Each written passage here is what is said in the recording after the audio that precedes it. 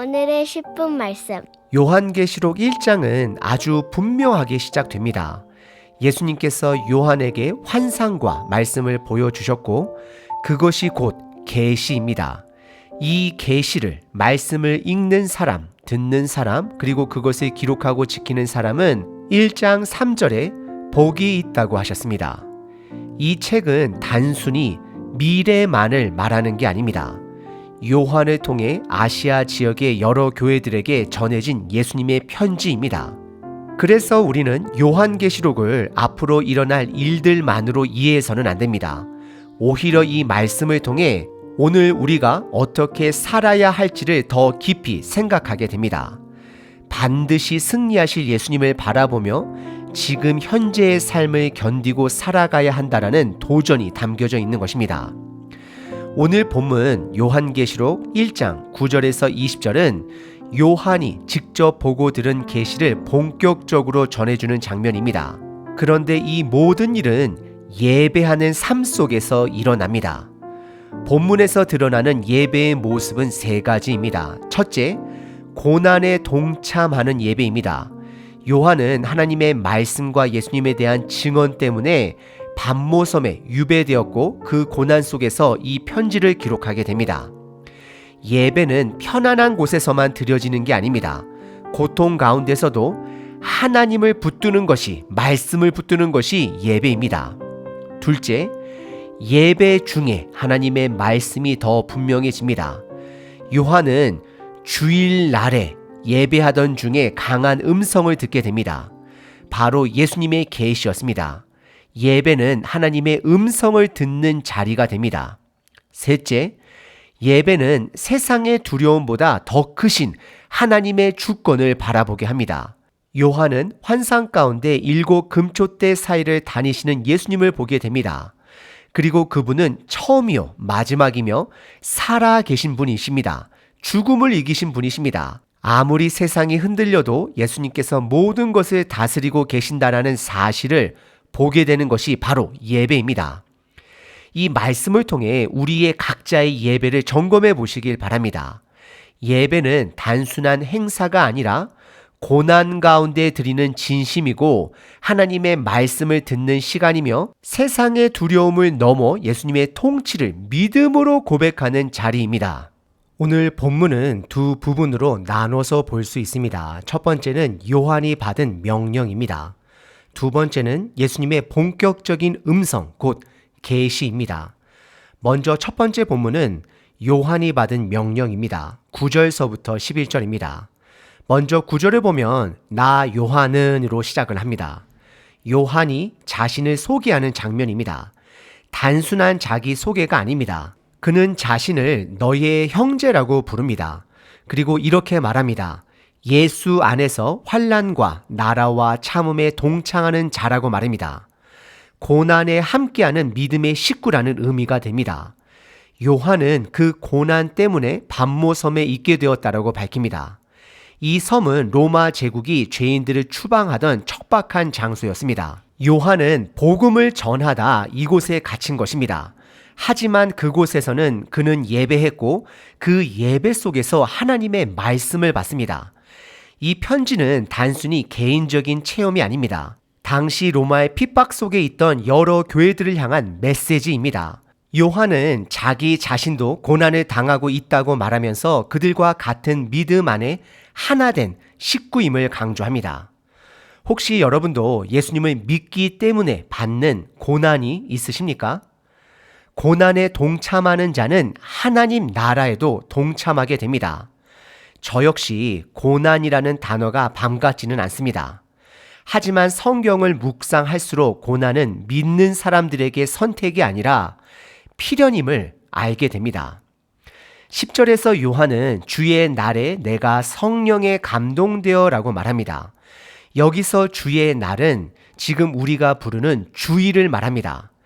예수님께서 부활하신 그 날입니다. 초대 교회부터 주일은 그렇게 지켜줬고 예배의 날로 현재까지 자리 잡게 된 것입니다.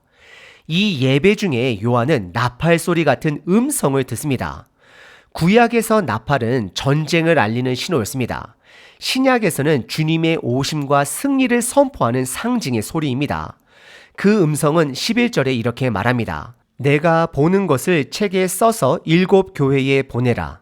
이 7 교회는 에베소, 서머나, 버가모, 두아디라, 사데, 빌라델비아, 라오디게아입니다. 이 순서에는 실제적인 이유가 있습니다. 반모섬에서 가장 가까운 에베소부터 시작해 시계 방향으로 편지가 전달되는 구조입니다. 일종의 순환 경로를 따르고 있는 것입니다.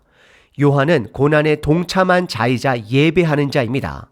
그리고 예배 속에서 하나님의 계시를, 말씀을, 환상을 보고 듣게 됩니다. 우리도 마찬가지입니다. 예배는 그냥 우리의 의무가 아닙니다. 고난 속에서도 하나님을 바라보는 자리이고 하나님의 음성을 듣는 시간이며 예수님의 통치를 다시 고백하는 기회가 됩니다. 두 번째 부분은 본격적인 예수님의 계시입니다. 12절서부터 20절입니다. 요한은 무슨 일이 벌어지고 있는지 확인하기 위해 몸을 돌립니다. 그 순간 그는 7 금촛대를 보게 됩니다. 이 촛대는 20절에서 말하듯 7 교회를 상징합니다.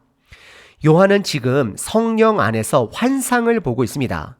그는 자기를 향해 들려온 음성을 보기 위해 몸을 돌립니다. 그 음성은 천사의 음성이 아니라 예수님께서 직접 말씀하시는 음성일 가능성이 높습니다. 이 촛대는 단순한 장식물이 아닙니다.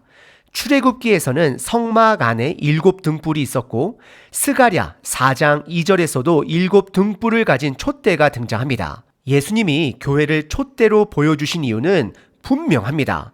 교회는 하나님의 임재 안에 살며 말과 행동으로 주님의 빛을 세상에 비추는 역할을, 임무를 맡았기 때문입니다. 13절부터는 인자 되신 예수님이 본격적으로 묘사됩니다. 요한은 금촛대 사이에서 인자 같은 일을 봅니다. 예수님은 교회들과 함께 계십니다. 단지 멀리서 지켜보시는 분이 아니라 촛대들 사이에 계신 분입니다. 함께 걷고 함께 아파하십니다. 그분은 발까지 내려오는 옷을 입고 가슴에는 금띠를 두르고 계셨습니다. 이것은 제사장의 옷처럼 보이기도 하고 왕의 위엄을 나타내기도 합니다. 거룩함과 권위가 동시에 드러나는 모습입니다. 예수님은 온전한 대제사장 되시고 온전한 왕 되십니다. 머리카락은 흰 양털 같고 눈 같다라고 고백합니다. 이 표현은 단지 색깔을 말하는 게 아닙니다. 다니엘 7장 9절에 나오는 옛적부터 계신 이와 연결이 됩니다. 흰 머리카락은 지혜와 영원성을 뜻합니다. 예수님은 시간의 제한을 받지 않으시며 완전한 분별력을 가지신 분 되십니다. 그의 눈은 불꽃 같습니다.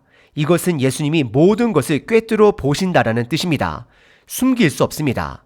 우리 겉모습이 아니라 속사람까지 정확히 보시는 심판자의 눈 됩니다.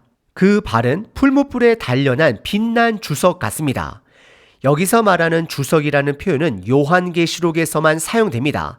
정확히 무엇을 의미하는지는 알 수 없지만 적어도 그 발이 단단하고 강하여 심판과 다스림의 상징으로 이해할 수 있습니다.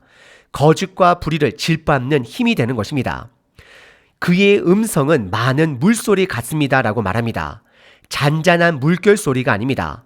폭포수처럼 웅장하고 강한 소리입니다.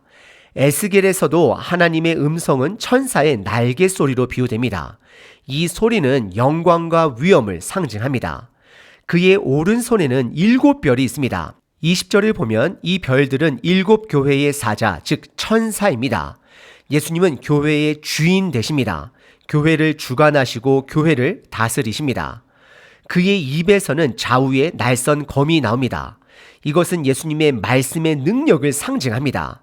그 말씀은 불법자를 꿰뚫고 심판하고 진리를 분명하게 드러냅니다. 말씀이 곧 무기입니다. 그의 얼굴은 해처럼 빛났습니다. 이 장면은 예수님의 영광이 얼마나 강렬하고 순수한지를 보여줍니다. 사람의 눈으로 감당하기 어려운 밝기입니다. 17절에서 요한은 이 모습을 보고 하나님의 드러난 영광을 보고 기절합니다.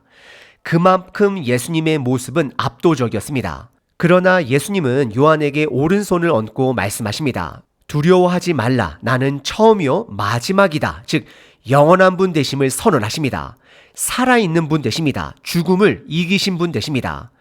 그리고 이렇게 말씀하십니다. 내가 사망과 음부의 열쇠를 가졌노라. 이 말은 단순한 위로가 아닙니다. 죽음조차 예수님의 통치 아래 있다라는 선언입니다. 우리가 두려워할 대상은 세상이 아니라 예수님 한 분뿐이라는 뜻입니다.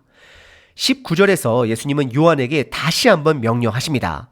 내가 본 것과 지금 있는 일과 장차될 일을 기록하라. 예수님은 요한에게 구조적으로 이 계시를 정리하라고 명령하십니다. 그리고 20절에서 7별과 7금촛대의 비밀을 해석해 주십니다. 별은 7교회의 천사들이고 촛대는 7교회들입니다. 하나님은 교회를 그리고 교회 위에 있는 존재들까지 주관하고 계십니다. 이것이 바로 비밀 가운데 드러난 계시입니다. 예배는 단순한 종교 행위가 아닙니다. 요한은 주일날 예배드리는 자리에서 성령님의 감동을 받았습니다. 그리고 그 자리에서 예수님을 만났습니다. 그는 예수님의 음성을 들었고 환상을 보았습니다. 그가 본 분은 다름 아닌 예수 그리스도였습니다. 그 모습은 머리부터 발끝까지 위엄과 거룩함으로 가득했습니다. 흰 머리카락, 불꽃 같은 눈, 풀무불에 단련된 주석과 같은 발, 물소리처럼 웅장한 음성, 날섬 검 같은 입의 말씀, 해처럼 빛나는 얼굴, 이 모든 걸 보고 요한은 그 자리에서 엎드릴 수밖에 없었습니다. 하지만 예수님은 그를 일으키셨습니다. 두려워하지 말라 말씀하셨습니다. 왜냐하면 예수님은 처음이요 마지막이시며 죽음을 이기시고 지금도 살아계시는 분 되시기 때문입니다. 그 예수님이 요한에게 임무를 명령을 맡기셨습니다. 본 것을 기록하라고 하셨고 교회들에게 전달하라고 하셨습니다. 결국 예배는 내가 드리는 것이기도 하지만 하나님께서 먼저 보여주시는 자리입니다. 예배는 하나님의 영광을 보고 그 앞에 반응하는 시간입니다. 요한은 그 말씀에 반응했고 고난을 감수하면서도 말씀을 붙들었습니다. 반모섬에게까지 가게 되었지만 그는 예배를 멈추지 않았습니다.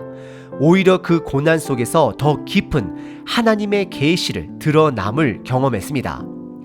우리에게는 요한처럼 환상을 보는 특별한 체험은 없을 수 있습니다. 아마 없을 것입니다. 하지만 하나님은 우리에게 성경이라는 분명하고 확실한 계시를 주셨습니다. 우리가 말씀을 듣고 묵상하고 그 말씀대로 살아낼 때 요한이 본 영광에 가까이 갈 수 있습니다. 그래서 예배는 지금 우리에게도 여전히 생생한 만남의 시간입니다. 말씀 속에서 성령의 도우심으로 그분을 만나고 그분의 통치를 신뢰하며 살아가는 우리 모두가 되기를 기도드립니다. 항상 기뻐하라. 쉬지 말고 기도하라. 범사에 감사하라.